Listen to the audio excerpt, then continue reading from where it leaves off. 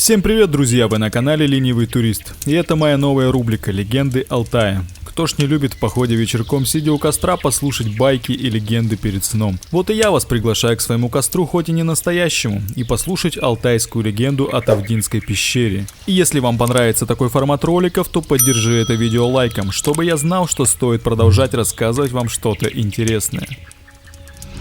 Давно, уже никто точно не помнит когда, жила в горах ханша Тавда. Слыла она среди людей такой скрягой, каких свет не видывал. И хотя всяких богатств у нее было число несметное, она придумала новые хитрости, чтобы только обобрать людей до нитки. Но куда она складывала отнятое у людей добро, никто понять не мог. Все исчезало в ненасытной, бездонной утробе жадной Тавды. Но объявились в тех местах пришлые люди, муж да жена, молодые, пригожие с собой. А вскоре добрая слава пошла по всем ближайшим стойбищам про них.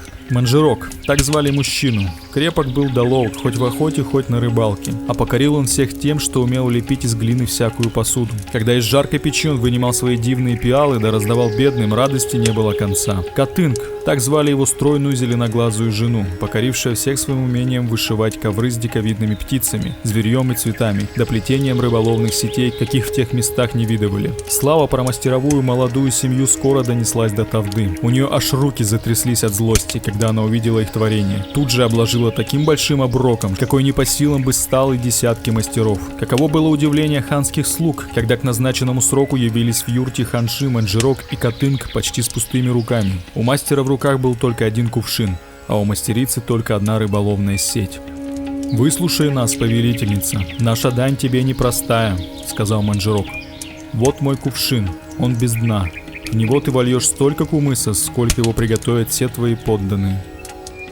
«А вот моя сеть», — продолжила Катынг. «Ею твои слуги выловят всю рыбу из рек и озер Алтая». В сети были ячейки такого большого размера, что было ясно, никакой рыбы они не удержат.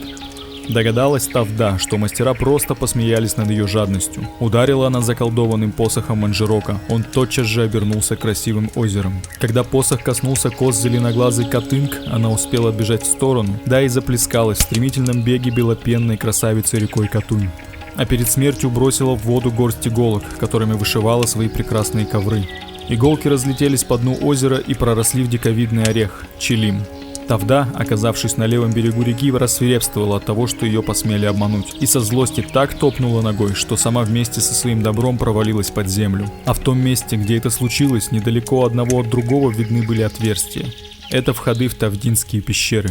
Много чего люди из них вынули, когда их нашли. Были там рыболовные сети и глиняная посуда, много всякого добра.